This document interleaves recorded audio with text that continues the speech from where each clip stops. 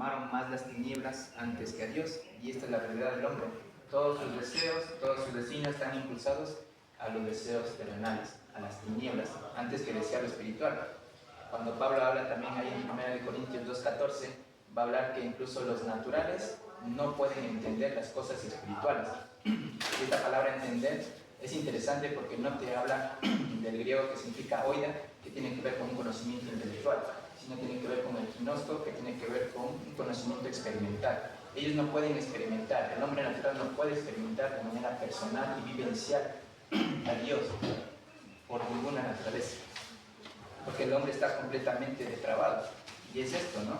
Tiene que ver con esto, no puede, para nada, no puede, en ninguna instancia, está completamente separado de Dios.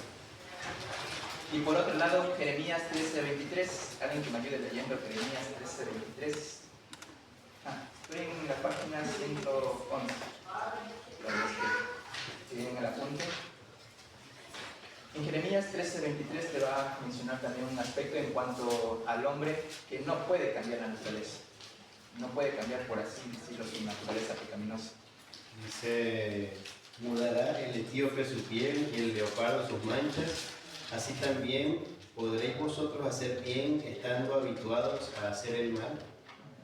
Estamos habituados a hacer el mal. Es imposible que un leopardo se quiera quitar sus manchas, ¿no? Ya nació así, ya está así con sus manchas. Entonces, lo mismo que pasa con el hombre. Es imposible que pueda hacer el bien cuando está en su naturaleza haciendo continuamente lo malo. Entonces, es imposible cambiar la naturaleza del ser humano. Ya está predicho, el hombre es completamente depravado. Y después de eso, vamos a lo que dice y libre albedrío del hombre. La pregunta es, ¿hay un libre albedrío de hombre? Y la respuesta es sí, sí hay un libre albedrío del hombre. Pero antes de eso, entendamos el aspecto en el cual nosotros estamos. Nosotros, dice las Escrituras, que nosotros estamos esclavizados por nuestros pecados. Entonces, no hay nada en nosotros, como les mencionaba anterioridad, incluso las cosas buenas que queramos hacer, sea con intenciones buenas, porque dentro de cualquier cosa están nuestros deseos egoístas, nuestra propia vanagloria, pero nunca va a estar centrado en las cosas de Dios. Entonces, por naturaleza, antes de la conversión, somos esclavos, somos esclavizados por el pecado. Génesis 6:5, alguien que me ayude buscando, y otro Romanos 6:6. Génesis 6:5 y el otro Romanos 6:6. Génesis 6, dice: Y vio Jehová que la maldad de los hombres era mucha en la tierra, y que todo designio de los pensamientos del corazón de ellos era de continuo solamente el mal. Los designios, mi manera de pensar, mi pensamiento, mi enfoque principal era siempre hacer lo malo. Esa era la intención de mi corazón. No había nada que pueda desear lo bueno, porque estábamos esclavizados completamente por el pecado. El pecado nos esclavizaba y por eso es que continuamente nosotros hacíamos todo lo malo. ¿Y qué dice Romanos 6:6? Dice, sabiendo esto, que nuestro viejo hombre fue crucificado juntamente con él, para que el cuerpo del pecado sea destruido, a fin de que no sirvamos más al pecado. ¿Viste? Esta parte de sirviendo o de servicio tiene que ver con esto. Nosotros antes estábamos sirviendo de manera esclavizada al pecado. Entonces dice, ahora va a ser destruido por este cuerpo, por Jesucristo, la crucifixión, ahora va a ser destruido. Pero hay una seguridad, éramos esclavos, estábamos antes como esclavos. Eso era lo que nos esclavizaba, estábamos sirviendo de manera completa al pecado. Entonces era nuestro jefe fiel, por así decirlo. Éramos fieles a este jefe que era el pecado, ¿no? Entonces éramos esclavos completamente al pecado.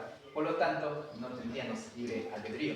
Pero los únicos seres humanos que sí tuvieron libre albedrío fueron Adán y Eva, como lo vimos ahí en Génesis capítulo 2, versículos 16 y 17, cuando nos dice que Dios le dio a elegir a Adán y Eva entre obedecer o desobedecer a Dios, comer el árbol del conocimiento del bien y el mal o no comer.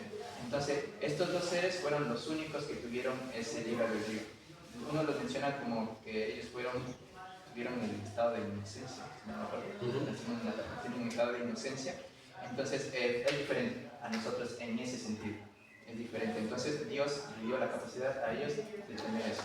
Porque después Ya Génesis 3, ya la humanidad queda envuelta en pecado y todo lo que pueda desear ser bueno lleva en sí cosas malas. No hay nada bueno incluso en eso. Entonces es interesante por esto, ¿no? El hombre es responsable por lo que hace, según el Tesalonicenses 1, 8, 9. Como un esclavo de pecado, el hombre tiene una naturaleza pecaminosa. En otras palabras, no es libre de pecado en sus pensamientos, sus decisiones o su albedrío. En sí, lo que el hombre puede tener, por así decirlo, libre albedrío, sería en este sentido. Yo puedo elegir entre o comer carne o comer verduras. Hasta ese sentido llega nuestro libre albedrío. O yo puedo elegir entre ver si hay una carne que se me pasó y una carne fresca. O sea, obviamente voy a elegir la fresca antes que la que ya se pasó. En este punto podemos tener libre albedrío. O una calle. Prefiero estar acá en Ezeiza que irme a La Matanza, porque tengo el libre albedrío de poder decidir hasta ese punto. Pero en ámbitos más internos como espirituales, ya todo está ligado a nuestros deseos. ¿Por qué no quiero ir a La Matanza? Por mi egoísmo, por mi orgullo y un montón de cosas. ¿Por qué me quiero quedar acá? Por comodidad y un montón de cosas. Poner así en cierto sentido. Hasta ese punto tenemos libre albedrío. Pero no en ámbitos más internos como espirituales. Los únicos que tuvieron hasta ese punto fueron Adán y Eva. Ellos fueron los únicos. Dice, todo niño entra al mundo con esta condición. No necesitamos enseñarle a un niño a mentir, a ser egoísta. Esto es algo que hace ya por naturaleza de manera pecaminosa. Y esto es verdad. Ya por naturaleza ya los niños hacen eso. Comienzan a seleccionar, comienzan a mentir, comienzan a quitar el juguete, comienzan a forzar el juguete, comienzan no sé, incluso a copiar un montón de aspectos. Pero eso ya por su propia naturaleza, ¿no? No es como que, aunque algunos padres sí lo hacen, pero no creo que acá lo hagan, que le enseñen a pegar al niño, ¿no? Entonces eso ya lo hacen por naturaleza. O le enseñen a mentir, ¿no? Eso ya lo hacen por naturaleza. Entonces, es verdad, eso es lo que pasa. Esta es la parte por la condición del niño depravado también en el mundo. Salmo 58.3, ya lo dijimos, desde el vientre. Salmo 51.5, también cuando dice desde que un bebé me concibió pecado natural. Entonces, aquí, para una ayuda teológica, está Agustín. Este es un hombre que fue un líder clave de la iglesia temprana. Él estuvo dentro de una iglesia occidental. Él nació dentro de los años 354 después de Cristo y murió en el 430. Este hombre fue muy interesante, su teología, porque él lo que hacía es rebatir todo en cuanto al pelagiano, porque en pelagiano era lo que estaba lo incorrecto, ¿no? Entonces él abogaba por la verdad. Él abogaba por mencionar y decir, es esto lo que es el ser humano en sí, está depravado totalmente. Entonces todos los aspectos o pensamientos del pelagiano los estaba destruyendo con la verdad. Entonces este hombre, por así decirlo, se levantó para reformar o traer nuevamente la verdad en medio de todos esos pensamientos que estaban surgiendo en ese tiempo. Entonces, hay varias cosas que vimos del pelagiano que lo que estaban era erróneo, como la habilidad de poder escoger. Un hombre puede escoger entre el bien y el mal, puede hacerlo, o que el hombre no está completamente depravado. Lo de Adán solamente fue un pecado, no fue más que eso, y la humanidad no está depravada. Y un montón de esos pensamientos que tenía el pelagiano. Entonces, Agustín, o el agustianismo, como lo mencionan, lo que va a hacer es defender esta postura. El hombre está depravado naturalmente, desde Adán, debido a Adán. Entonces, se necesita una predestinación divina y también la fe es una prioridad para poder acceder a este medio de la salvación. Entonces, son tres puntos principales que son los tres que menciona Pelagiano que están erróneos, ¿no? Como la habilidad humana para poder escoger. Agustino dice, estás depravado, no puedes escoger. El libre voluntad antes de la depravación, yo puedo acceder a Dios, pero no es así, tienes que ser predestinado, no es así. Tienes la posibilidad de vivir en pecado o no, o puedes acceder directamente a la salvación o no, pero sabemos que no es así. Predestinación y fe, ¿no? Tener la fe para poder acceder a la salvación. Entonces es interesante porque te va a marcar muchos aspectos en cuanto a esto, ¿no? Agustín lo que se va a poner es completamente a esto de todo lo que menciona Pelagiano. Entonces hay varios puntos como eso que están aquí en el apunte, que tal vez no quiero hacer mucho hincapié, pero ahí lo pueden seguir leyendo, pero están muy buenos porque Agustín lo expresa muy bien cómo es la realidad del hombre, cómo es la realidad del pecado. y te va a marcar muchos aspectos en los cuales uno comprende, ¿no? Cómo se ve la gracia de Dios también, porque a medida que vas estudiando, vas comprendiendo esta verdad, te das cuenta cuánta gracia tuvo Dios para nosotros, ¿no? De poder librarnos de toda esa esclavitud, para poder librarnos incluso de, no sé, diría, de ese tipo de enseñanzas donde yo quiero pensar de que mis obras o lo que yo hago es lo que me va a determinar para una salvación, obtener eso, ¿no? Pero es la gracia de Dios, o sea, es la gracia de Dios que nos permite poder estar acá, poder ser instruidos y no ser engañados, ¿no?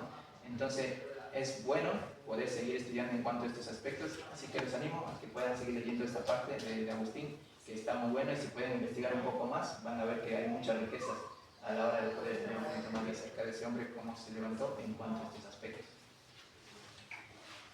Así que pasemos al punto 5, la maldición de la caída. Vamos a Génesis, capítulo 3, versículos 14, 15, del 14 al 19. La maldición de la caída. Génesis 3. ¿Alguien que me ayude leyendo todos sus versículos? Capítulo 3, versículos 14 al 19.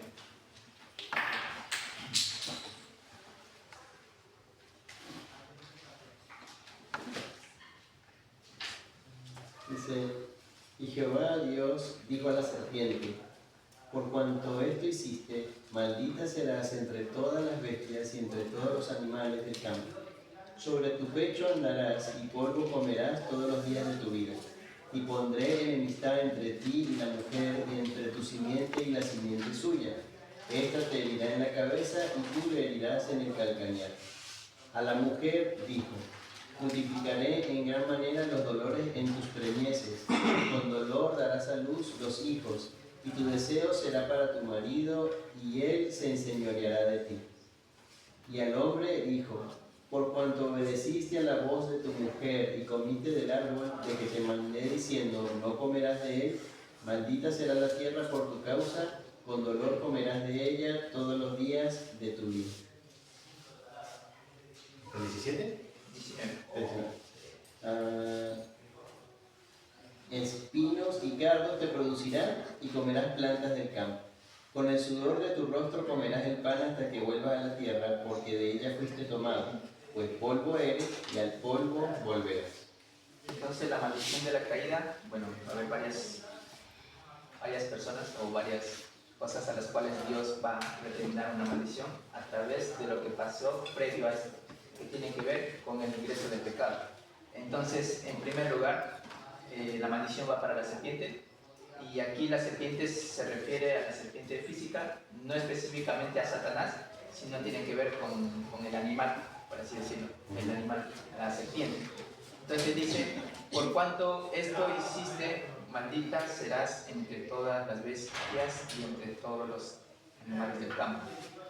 Entonces, ahora, debido a todo esto, no solamente la serpiente, sino que ahora fue maldito todo, la creación en su totalidad.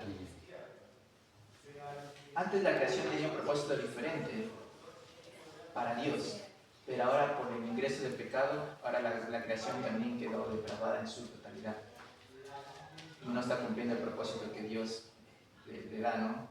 La creación está maldita, por así decirlo. Romanos 8, 20 al 23, ¿saben quién me quiere leer? Romanos 8, 20 al 23.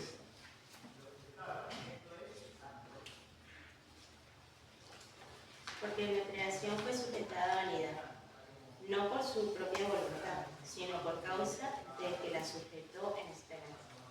Porque también la creación misma será libertada de la esclavitud de la corrupción, a la libertad gloriosa de los hijos de Dios. Porque sabemos que toda la creación gime aún está con dolores de parto hasta ahora.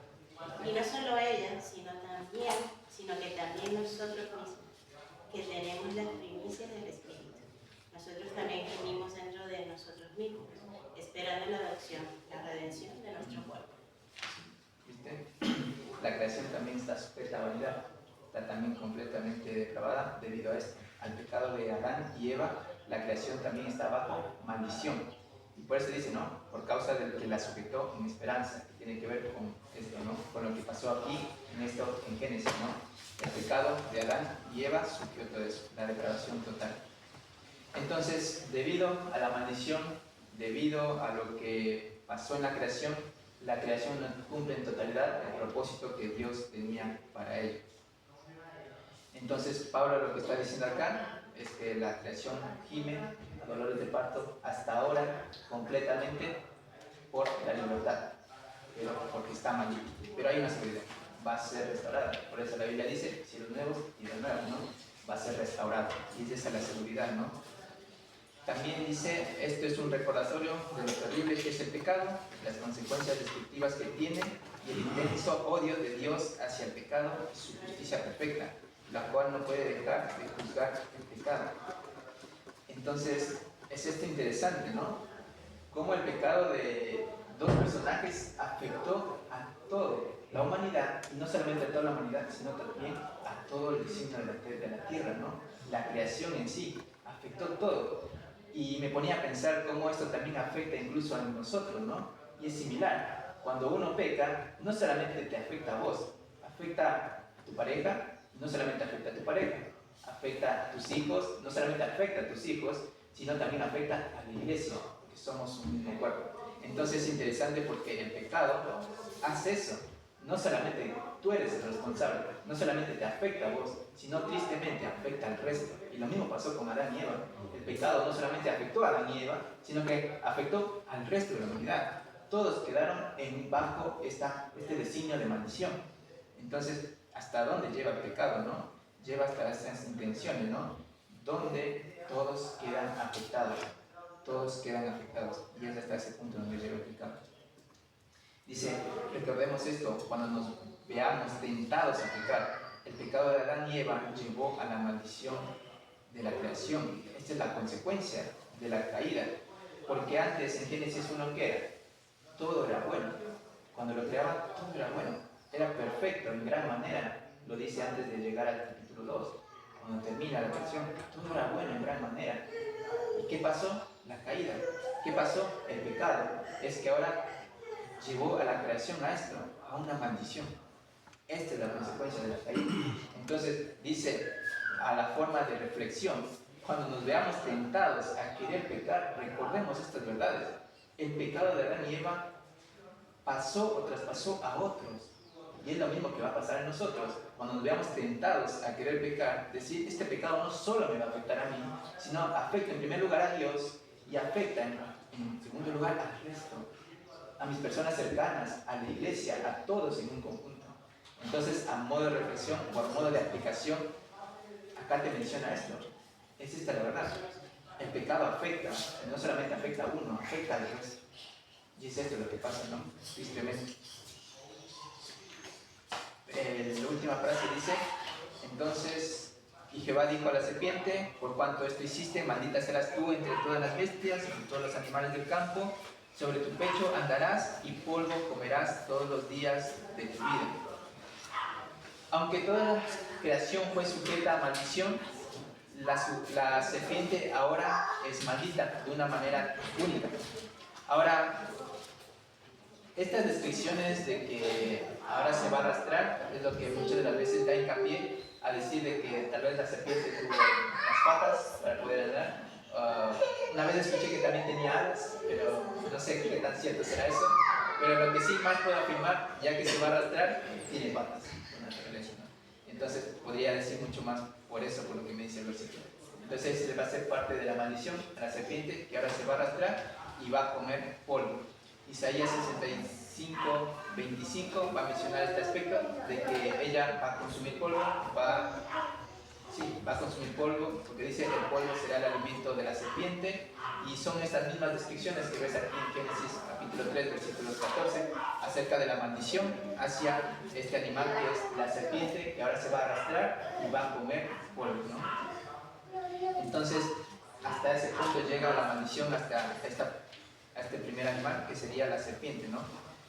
Entonces, dice, a partir de la maldición, las serpientes representan lo despreciable y el hombre busca evitarlas y tiene temor de ellas. Y es verdad, ¿a quién le gusta una serpiente? da terror, da miedo, ¿no? Y es eso desde que pasó acá.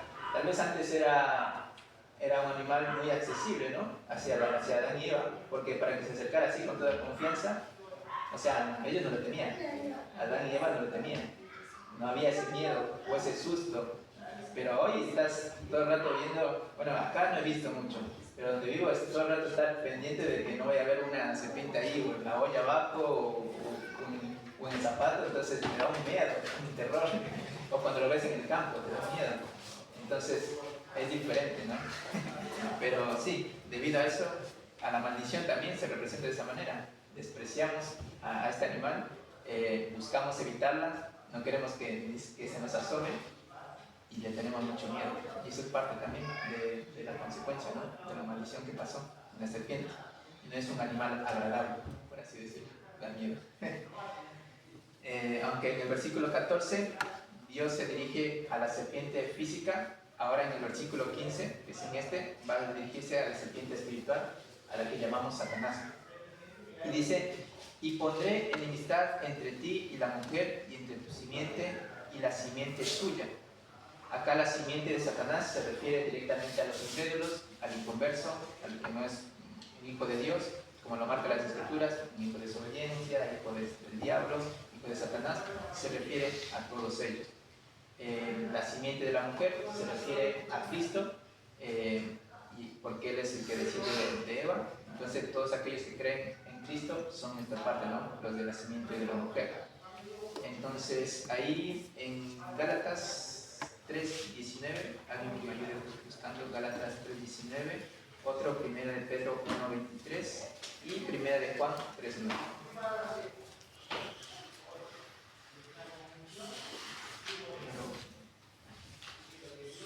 Gálatas 3:19, el otro 1 de Pedro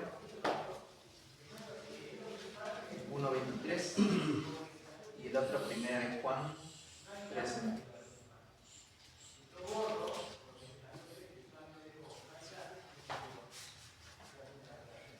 Gálatas 3:19 dice: entonces, ¿para qué sirve la ley?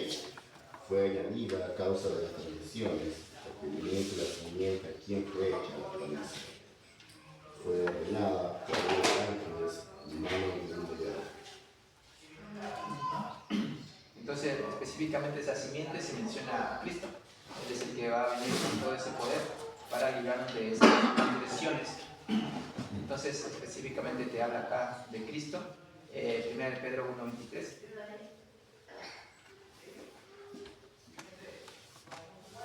Siendo renacidos no de simiente corruptible, sino de incorruptible, por la palabra de Dios que vive y permanece para siempre. Sí, también ha sacado una referencia a Cristo como esa simiente incorruptible, ¿no? 1 de Juan 3:9. Todo aquel que es nacido de Dios no practica el pecado, porque la simiente de Dios permanece en él y no puede pecar, porque es nacido de Dios. Entonces tiene que ver con la simiente de Dios es Cristo, ¿no? Entonces lo entendemos muy bien.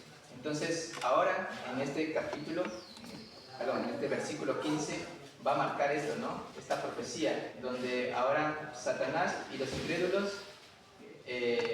van a estar ligados en contra de Cristo y los creyentes, ¿no? Y es palpable o es visible directamente en cuanto a estos aspectos, ¿no? Donde tú ves Satanás y el mundo yendo en contra naturalmente de Cristo y la iglesia, ¿no? Donde ambos mundos son opuestos, donde ambos mundos, su manera de pensar, su enfoque son totalmente opuestos, ¿no? Entonces, es eso lo que vemos acá. Ya hay una profecía, dice, en cuanto a la simiente de Satanás, la simiente de la mujer, entonces representan todo esto. Cristo, perdón, la simiente de Satanás, los incrédulos, Satanás, la simiente de la mujer, Cristo y los creyentes, la iglesia, dice. Entonces dice, esta te herirá en la cabeza y tú le herirás en el calcañar, ¿no? Entonces, este es un pronombre que está haciendo referencia a Cristo, como la simiente de la mujer, tiene que ver con Cristo, Él. Dice que va a herir la cabeza de la serpiente, ¿no? Entonces es lo que dice que lo que va a hacer es va a destruir de manera completa a la serpiente. Mientras que la última parte dice que Satanás o la serpiente tú le herirás en el calcañar, ¿no? Y este tiene que ver con el término de hacer sufrir. Cuando miras el tema de la crucifixión, vas a ver que Satanás pensaba de que con el hecho de haberlo matado al Señor Jesucristo, ese era su propósito, matar al Señor Jesucristo, iba a tener la victoria, pero no fue así. Es más, con la muerte y resurrección del Señor Jesucristo, Cristo al final tuvo la victoria.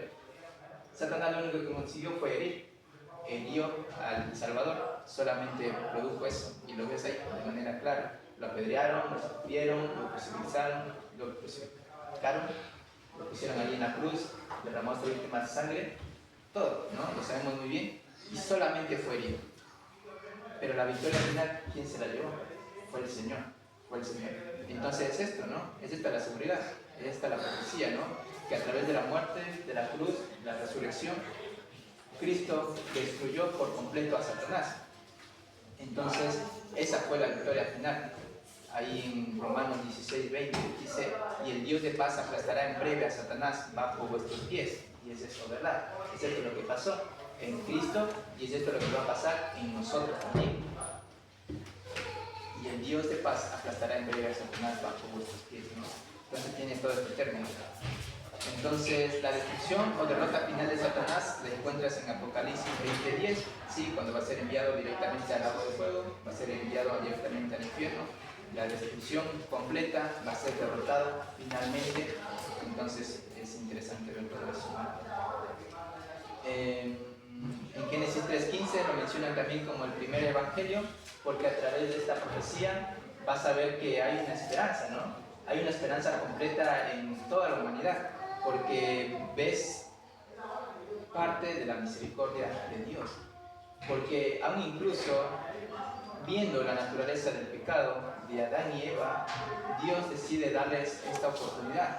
Dios decide darles esta profecía. Bueno, tienen una esperanza ahora, y esta esperanza está a través de esto: aquella simiente de la mujer que va a matar a este enemigo, ¿no?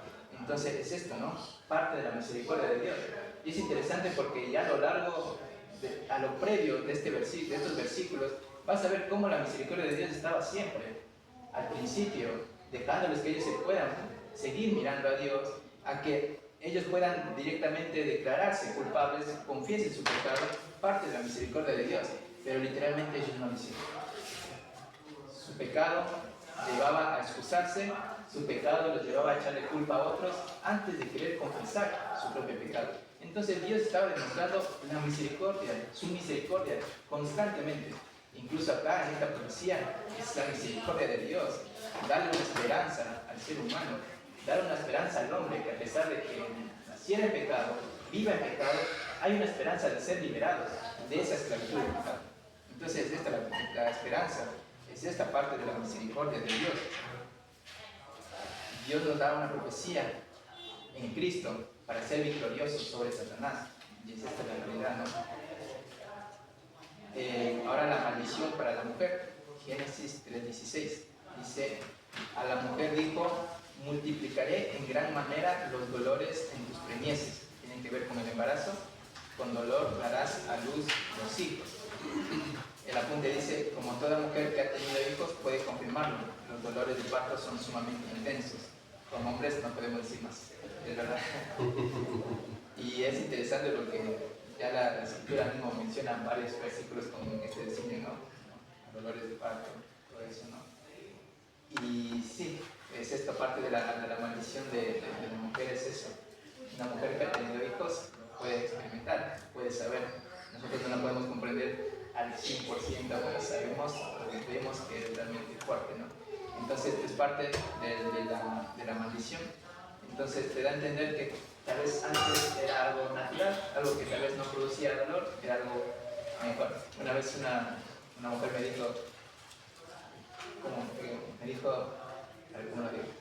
dijo, qué pena que haya pasado esto de la maldición, porque es feo tener estos dolores, porque encima son intensos, un par de horas con dolores hasta que llega el clima donde ya va a dar luz, que ahí es el dolor fuerte, ¿no?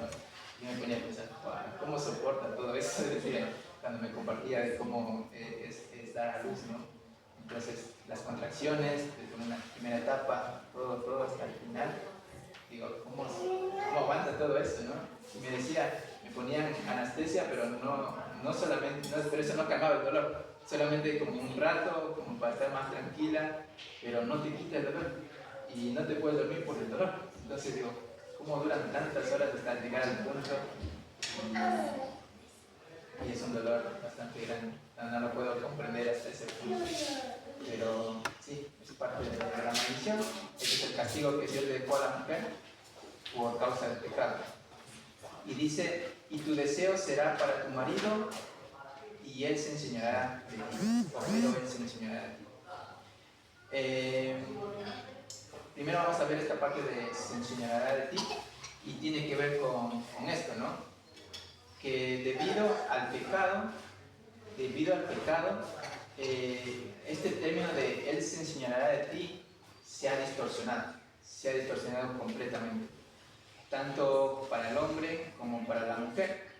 Por eso es que hoy en día hay muchas luchas de voluntades, lo llaman así, que esto se refiere al autodominio, donde uno quiere establecer su propia voluntad, sus decisiones alineadas a sus propios deseos, sus propios objetivos personales, en lugar de poder ceder o sujetarse a la otra persona, ¿no?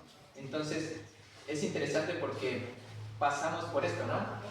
Ahora esto se ha distorsionado por causa del pecado. Esto no es una maldición porque esto ya estaba establecido, que el hombre se enseñara a la esposa o a la mujer. Eva ya estaba antes de la caída. Por eso Adán tenía la tarea de pastorear el corazón de Eva. Esa era su tarea. Eva se tenía que sujetar a Adán y Adán tenía que guiarla en amor a Eva. Pero, ¿sabes? No hizo nada de eso. Por eso es que el pecado entró. Pero ese no es el castigo. El castigo, o lo que se ha distorsionado, es la manera de pensar. Es porque ahora la mujer, cuando mira o entiende este aspecto de enseñarse, muchas de las veces lo entiende como debilidad. Estoy demostrando debilidad, inferioridad y un montón de esos pensamientos. Y eso es lo que se surge hoy en día, como lo llaman el feminismo, ¿no? Sí, como lo llaman acá hoy en día, cuando tienen este tipo de pensamientos. Yo no puedo ser menor que el hombre, yo tengo que ser igual, similar, un montón de cosas, ¿no? Si me sujeto, soy inferior. Pero no es así, es un diseño bíblico, es el diseño de Dios que tiene, ¿no? Entonces todo tiene un orden y ese es el orden que Dios estableció. Pero esto no es parte de la caída. Lo que sí es parte de la caída es esos pensamientos. Antes Eva se podía sujetar tranquilamente y no tenía problemas, era lo mejor para ella.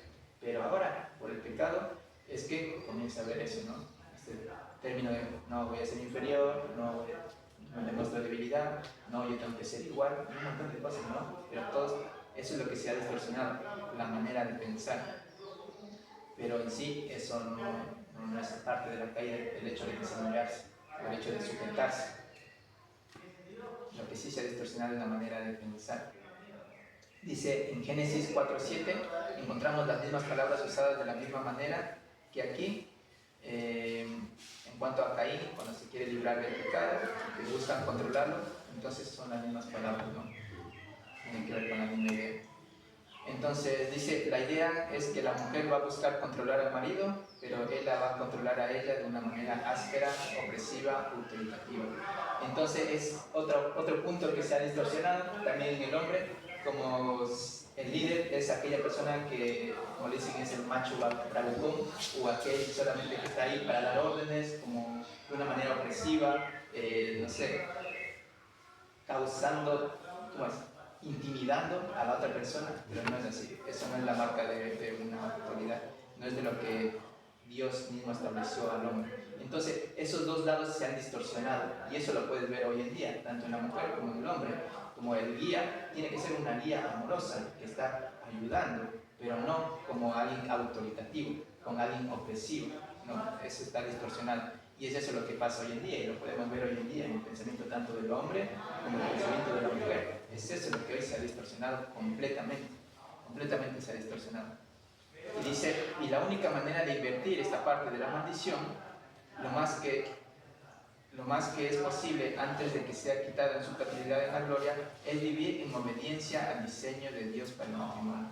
Entonces es esto, la única manera de invertir esta maldición o esta manera de pensar es instruirnos en la verdad y vivir en obediencia a lo que me dice la palabra de Dios en cuanto al diseño bíblico que Él tiene en el matrimonio.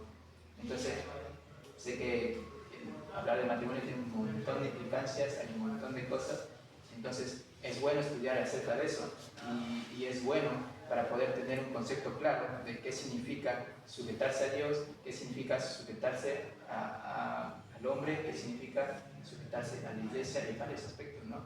En cuanto a lo que me dice el matrimonio, ¿no? El amor, la guía mutua, el pastoreo, crianza de hijos y un montón de aspectos, pero todo de parte de un diseño bíblico. Entonces, parte de esto es bueno, ¿no? Poder estudiar para poder vivir bajo la obediencia a lo que Dios quiere y demanda de un matrimonio, ¿no? Que eso es lo que hoy en día el mundo no lo ve, que eso es lo que hoy en día está distorsionado, la manera de pensar, pero es por causa del pecado, ¿no? Entonces, lo entendemos, enseñorearse no es parte de la caída, esto ya era antes, eso ya estaba establecido por Dios, de que el hombre pueda ser cabeza del hogar, que el hombre pueda ser cabeza de él, ¿sí? Entonces esto no fue parte de la caída. Dice, una vez que una persona nace de nuevo, el Espíritu de Dios vive, habita en esa persona y le da la capacidad de someterse a su marido como mujer y el hombre guiar amorosamente a su esposa, ¿no? Y eso lo vemos ahí en Efesios 5, 18 al 27. Así que lo voy a leer solamente para tenerlo ahí en mente. Efesios 5, 18 al 27.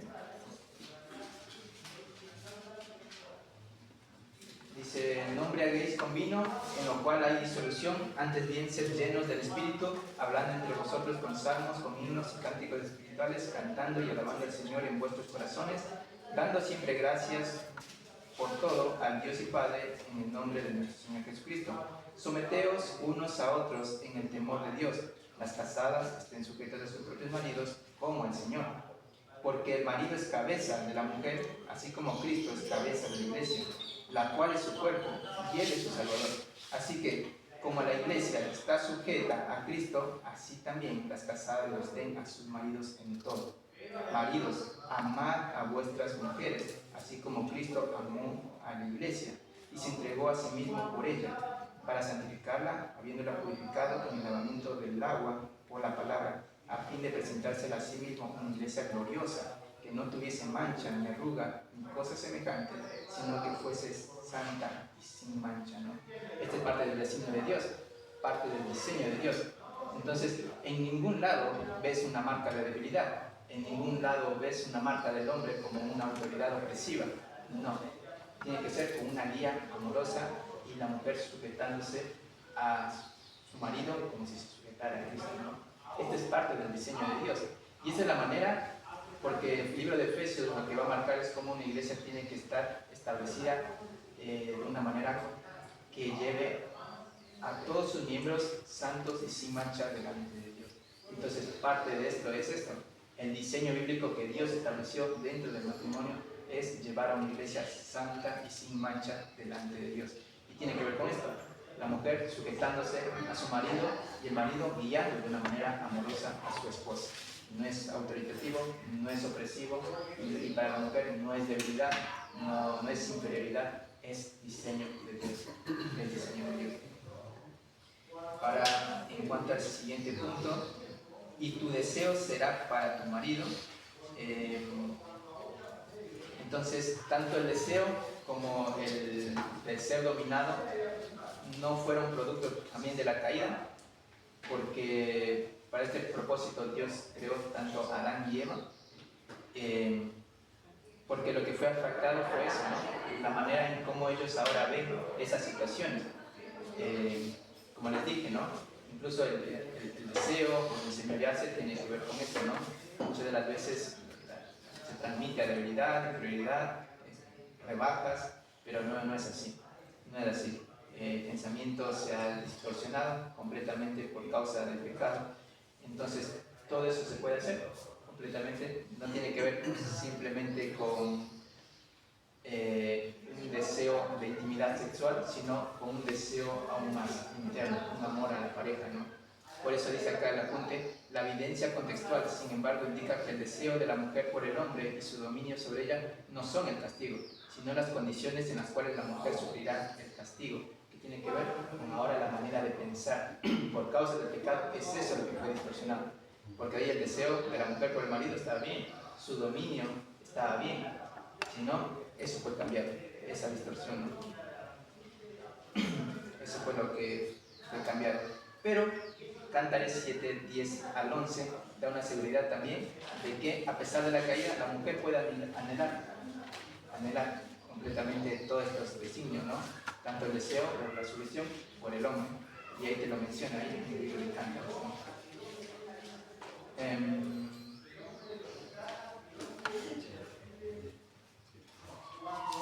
Ahora el castigo para el hombre. Génesis 3, 17 al 19 dice: y al hombre dijo, por cuanto obedeciste a la voz de tu mujer y comiste del árbol de que te mandé diciendo, no comerás de él, y comiste del árbol del cual te prohibí comer de su fruto delicado. Dice Dios, en primer lugar, aquí da la razón por la cual maldijo la tierra y estableció la muerte física en la humanidad, y es porque el hombre obedeció a su mujer y no a Dios. Se intercalaron los papeles y esto era lo que estaba mal. Entonces, este fue el núcleo de la caída de Adán y Eva. Los designios o el rol que tenía cada uno fueron intercambiados.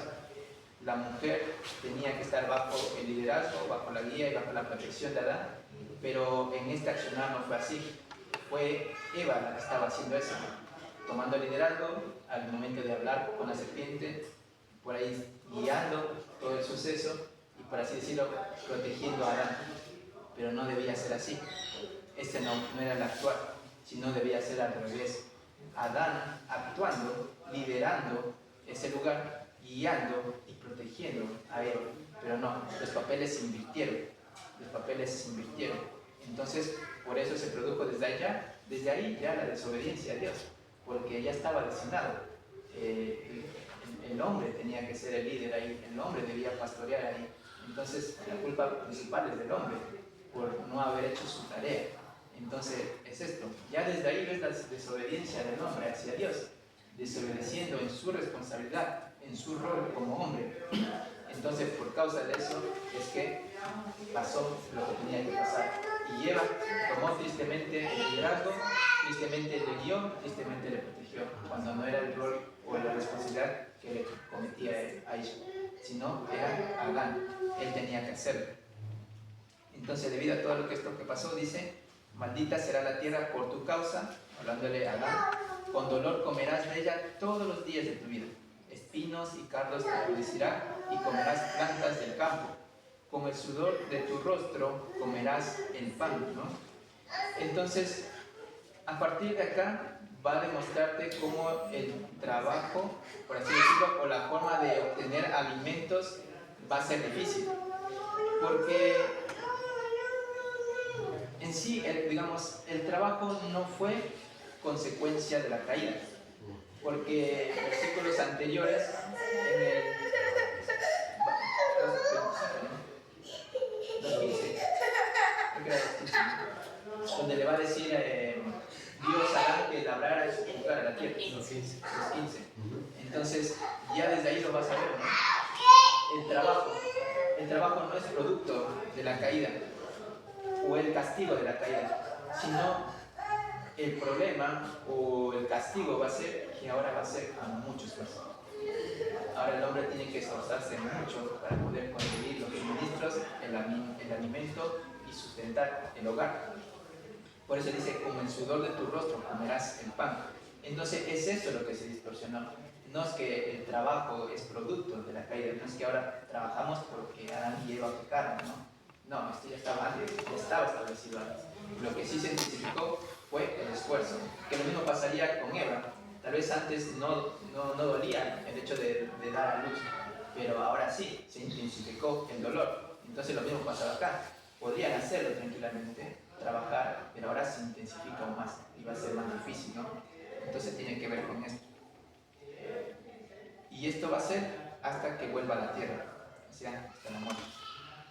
Dice, hasta que vuelvas a la tierra, porque de ella fuiste tomado, pues polvo eres y polvo volverás. El apunte dice, aunque Adán y Eva murieron espiritualmente, fueron separados de su relación con Dios. En el momento que pecaron, Dios no les quitó la vida física. De hecho, de acuerdo con Génesis 5:5, ellos vivieron 900 años. Esto fue una muestra más de la misericordia de Dios. Sin embargo, debido a que ellos desobedecieron el mandato de Dios, Adán y Eva se volvieron vulnerables a la enfermedad, el sufrimiento y la muerte física, ¿no? Porque antes todo era bueno y Adán y Eva no podían presentar estas cosas. No había vulnerabilidad, no había enfermedad, no había sufrimiento, no había muerte física. Eso sí se produjo después de la caída. Porque antes todo era perfecto, la creación era perfecta, todo lo que podían consumir era perfecto. Pero ahora por causa del pecado, por causa de la desobediencia, por causa de la irresponsabilidad de Adán, es que pasó todo esto. Por eso es el castigo directamente para Adán de esta manera. Aquí encontramos la razón de todos los sufrimientos, enfermedades y la muerte física del ser humano. La maldición de Dios debido al pecado del hombre, ¿no? Entonces, la maldición que Dios pronunció tanto para Adán y Eva tiene que ver con esto, ¿no? Desde Génesis 3 hasta nuestros días está esta realidad en la vida humana, en nosotros, ¿no? Las mujeres siguen presentando ese problema de que van a dar a luz con dolor, y al igual los hombres, el mismo tema del trabajo, el trabajo esforzado, ¿no? Entonces, todo está igual que en ese tiempo, ¿no? Dice, estudiar la maldición que Dios pronunció en contra de la serpiente, la mujer y el hombre, y vivirla en carne viva, es un recordatorio de la actitud de Dios hacia el pecado. Dios aborrece el pecado, y lo único que el pecado trae a nuestra vida es destrucción, miseria y juicio. Recordemos esto cuando enfrentamos la tentación a pecar, para que estas verdades sean un freno en contra del pecado en tu vida, ¿no? Entonces, ver todos estos aspectos, mirar y observar cómo se produjo la caída y cuáles son las maldiciones de la caída, te dan estos aspectos, ¿no? Ver la misericordia de Dios aún más, ¿no? Ver la intensidad de cómo Dios es 3 veces santo y aborrece completamente el pecado. Entonces, mira hasta dónde los llevó estos pecados, a la destrucción, a la miseria, incluso a establecerse un juicio, ¿no? Todo fue afectado, no solamente uno, toda la creación fue afectada. Todos recibimos maldición, y es eso, Dios aborrece el pecado. Entonces, cuando te encuentres en medio de una tentación, cualquiera sea la tentación, es recordar estas verdades. Este pecado me va a destruir, me va a llevar a la miseria y voy a acarrear juicio delante de Dios. Entonces, es eso, ¿no? En lo que te hace razonar y te hace pensar. Es lo que me ponía a pensar, ¿no? ¿Cuánto de todos los pecados podría ser me llevan a todo esto, ¿no? Ver esa misma intensidad, ver cómo Dios aborrece, desecha cada uno de los pecados, ¿no? Entonces, entender y ver estos aspectos de cómo se produjo el pecado, hasta dónde llegó, hasta dónde sigue intensificándose, ¿no? Ver con más claridad cuánto más necesito obedecer al Señor, cuánto más necesito obedecer al Señor, ¿no? Porque, y también ver parte de la misericordia y el amor de Dios, incluso en medio de eso, la profecía, dando todo eso, incluso más adelante, dándole vestimentas nuevas a esto, ¿no? Practicando aún más de su misericordia. Es este Dios, es este nuestro Dios. Entonces, queramos agradarle a Él, vivamos vidas que le agraden a Él, vivas en obediencia a Él. El diseño bíblico, todo está ahí, en la palabra de Dios, y esa es la única manera en la cual podemos obedecer, no hay otra. Entonces, que todo lo que hagamos sea acorde a lo que me dice la palabra de Dios. Por eso es importante estudiarla, por eso es muy importante meditarla, ¿no? Y una de las cosas que nos hace es abrazar cada una de las responsabilidades que Dios quiere que hagamos en el ministerio, en nuestra vida de santidad, en nuestra lucha con el pecado, en nuestros ministerios que podemos hacer. Justo el jueves compartía en cuanto a esta responsabilidad que tiene la iglesia local en el crecimiento espiritual mutuo de la iglesia. Tenía que ver con esto. Padres instruyendo a jóvenes, jóvenes instruyendo a hijos, tiene que ver con esto. Este es el diseño bíblico. O sea, hombres discipulando a otros hombres y estos hombres discipulando a otros recién nacidos, ¿no? Recién creyentes. Y Y es esa la manera en la cual se vive la dinámica de la iglesia. Es esta la única manera que la iglesia va a crecer. Tal vez no te digo el número, que puede ser el número, pero tiene que ver en el grado espiritual. Esa es la tarea. Nosotros estamos explorando constantemente. Esa es la tarea, esa es la responsabilidad. Y es eso lo que tiene que ver. Pero no lo vamos a entender si no entendemos lo que dice la palabra de Dios. Y así, entender nuestro pecado a tal profundidad, entender incluso la salvación a tal profundidad, esa gracia inmerecida, todo está acá en la palabra de Dios. Tristemente, nuestro pecado nos llevó a distorsionar todo eso. Hoy hay iglesias donde no miran eso, el discipulado, la consejería, como algo de santificación en su vida. ¿Por qué? Rendición de cuentas, consejería, discipulado, es santificación. Esa es la manera en la cual vas a ser santificado. Y hay iglesias que no lo ven de esa misma manera. ¿Pero por qué? Por causa del pecado, por causa del pecado. Y así, varios aspectos que hay una lista muy larga, ¿no? Pero esto es por causa del pecado. Todo se originó acá, en Génesis capítulo 3. Ahora, el siguiente, la misericordia de Dios en la caída. Génesis capítulo 3, versículos del 20 al 24. Alguien que me ayude de Génesis 4 versículos.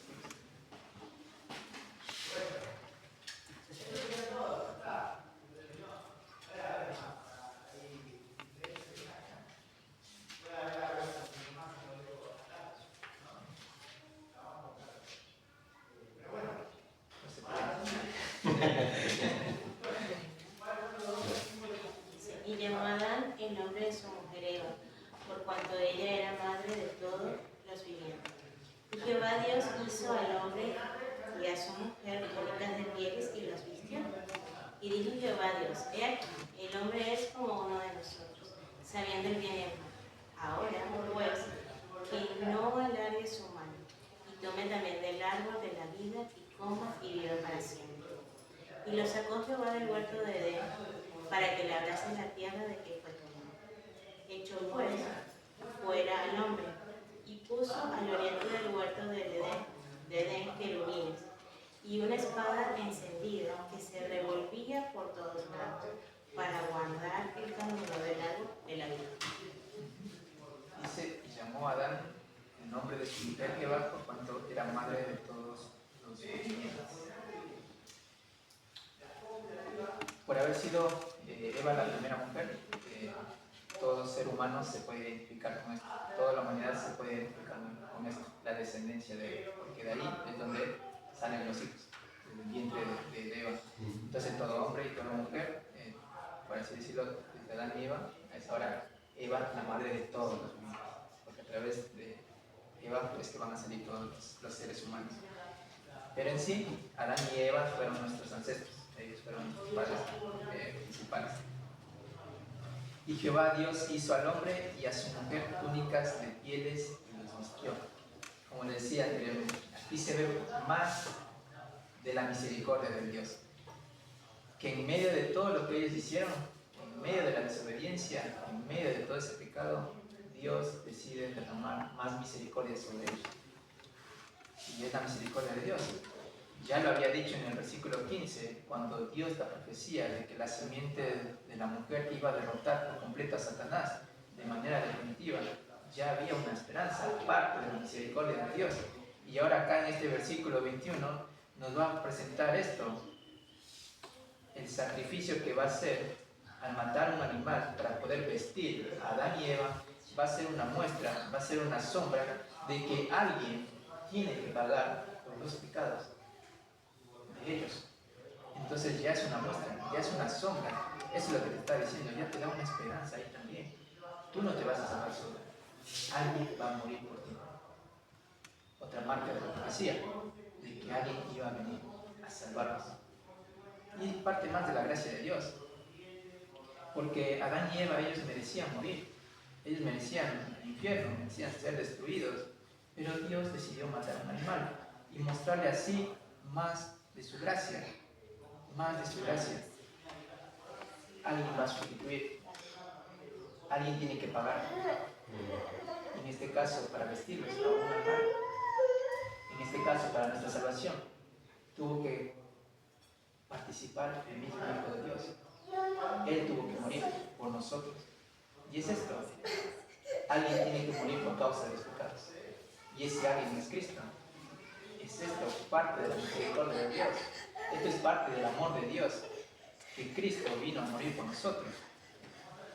Entonces dice desde el versículo 7, Adán y Eva habían buscado cubrir su desnudez con hojas de higuera, pero Dios aquí en su misericordia provee de pieles de animales para vestirlos. Y esto es verdad. Y esto es verdad. Versículo 22 dice, y dijo Jehová Dios, he aquí el hombre es como uno de nosotros. Esto ya hace referencia a lo que nos llamamos nosotros la Trinidad, ya dialogando el Padre, el Hijo y el Espíritu, y mencionando en cuanto a estos aspectos, ¿no? De que dijo Jehová Dios que aquí el hombre es como uno de nosotros, en plural, ¿no? Sabiendo el bien y el mal. Entonces acá va a haber diferencias entre Dios y el hombre, ¿no?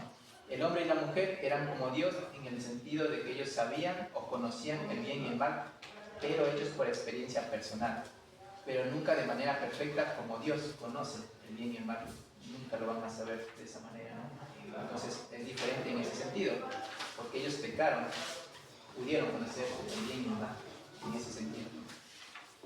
Dios conoce el bien y el mal por su omnisciencia, por conocer todo de manera perfecta, pero no por haber cometido la maldad como lo hizo el hombre. Entonces Dios en su omnisciencia, Él lo sabía de manera perfecta, pero nosotros lo podemos saber porque hemos cometido pecado, ¿no? Entonces tristemente es por eso. Dice, ahora pues, que no alargue su mano y tome también del árbol de la vida y coma y viva para siempre, ¿no? Entonces, como le mencionaba la semana pasada, esto es parte también de la misericordia de Dios. O sea, el hecho de que ya te restringiera este árbol de la vida para que lo puedas consumir y puedas vivir eternamente es parte de la misericordia de Dios. Dios tuvo misericordia con la humanidad para establecer la muerte. Porque si estos vivieran aún en su estado de maldición, de condenación, eternamente así iban a vivir. Pero Dios en su gracia y en su misericordia decide sacarlos para que no vuelvan a consumir este árbol de la vida y cuando ellos mueran, fueran restaurados sus cuerpos, puedan tener vida nueva, un cuerpo restaurado. Entonces, esto es parte de la misericordia de Dios. Esto no es un castigo. Esto es otra muestra más de la misericordia de Dios, en ese sentido, ¿no? Es más de la misericordia de Dios. Dios se agrada de nosotros aún en eso, viendo incluso nuestra incapacidad, viendo incluso nuestra desobediencia, hasta dónde llega la misericordia de Dios. Mucha misericordia recibimos de parte del Señor, que Él decide sacarnos para que podamos un día ser restaurados por esta profecía, de que va a venir aquel Salvador a poder salvarnos, ¿no? Destruir al enemigo por completo.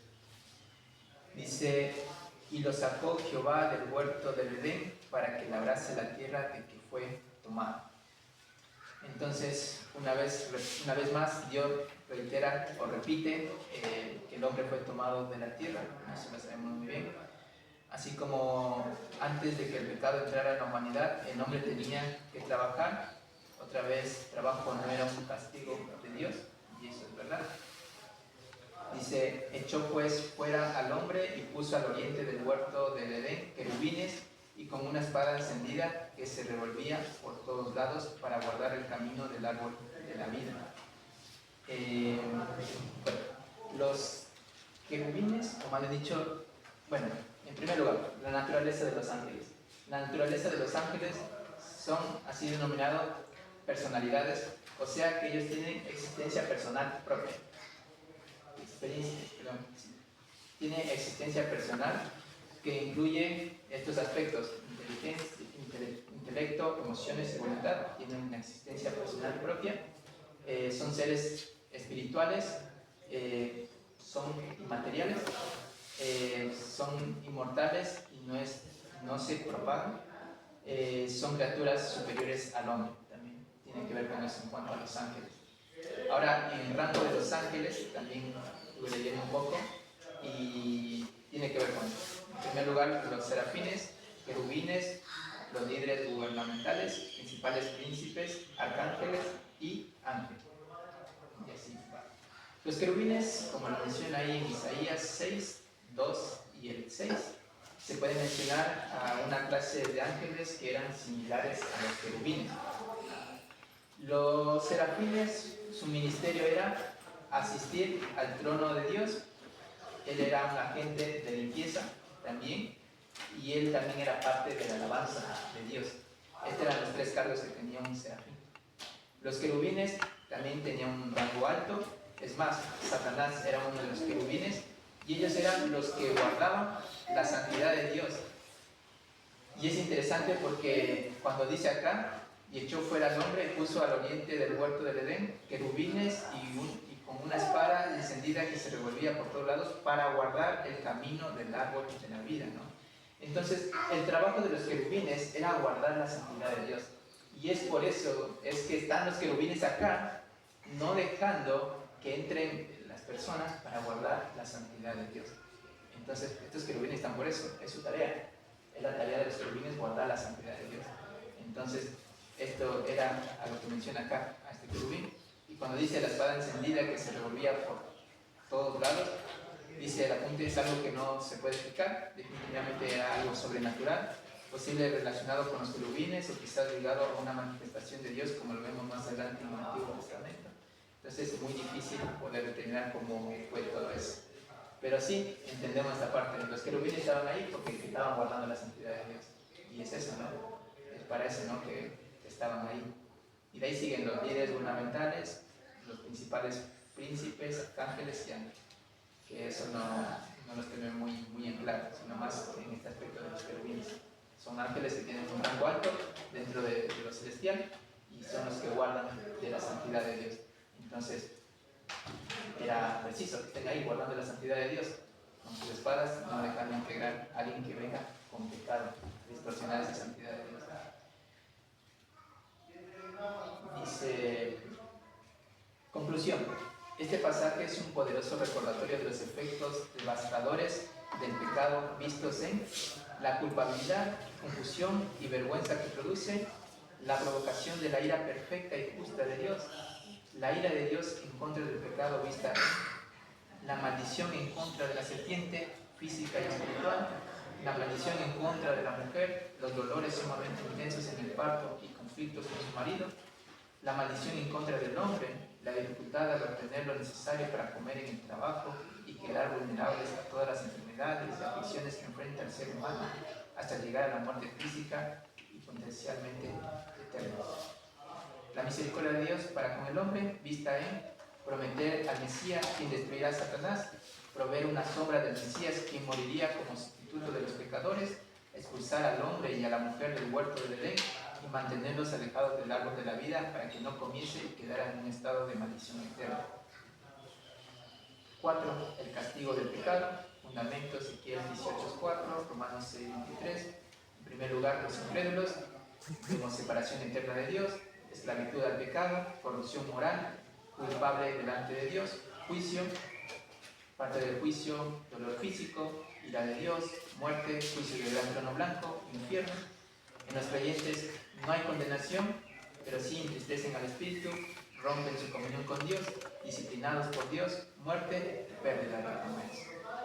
Entonces, para concluir, son todas estas cosas que hemos estado viendo, que son muy interesantes en cuanto a todo lo que vimos de Génesis capítulo 3 y cómo se vio la condición del pecado, cómo se integró el pecado al mundo y cómo esto trajo muchas consecuencias, ¿no? Entonces, es muy bueno y es muy interesante porque te da a entender varios aspectos, ¿no? De cómo la gracia de Dios se ve manifestada incluso en esa primera instancia, ¿no? Cómo el pecado incluso se manifiesta y es tan destructor que ocurrieron cosas grandes, ¿no? Entonces, no es menos hoy en día, ¿no? Cómo el pecado puede surgir y surge y hace cosas grandes, ¿no? Que causan mucha destrucción en cada uno de nosotros. Entonces, no es menor, es similar. Entonces, mirar y ver todos estos aspectos que lleva a eso, ¿no? Recordar cuánto causa el pecado y recordar cuánto necesito yo luchar contra eso, ¿no?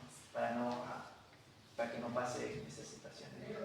Entonces, sí, es esto lo que quiere demostrar toda esta parte del apunte viendo todos esos aspectos en cuanto a la creación, la maldición, la misericordia de Dios. Entonces, es lindo poder recordar y pasar por estos versículos porque te trae con más claridad desde el comienzo cómo se vio la misericordia de Dios.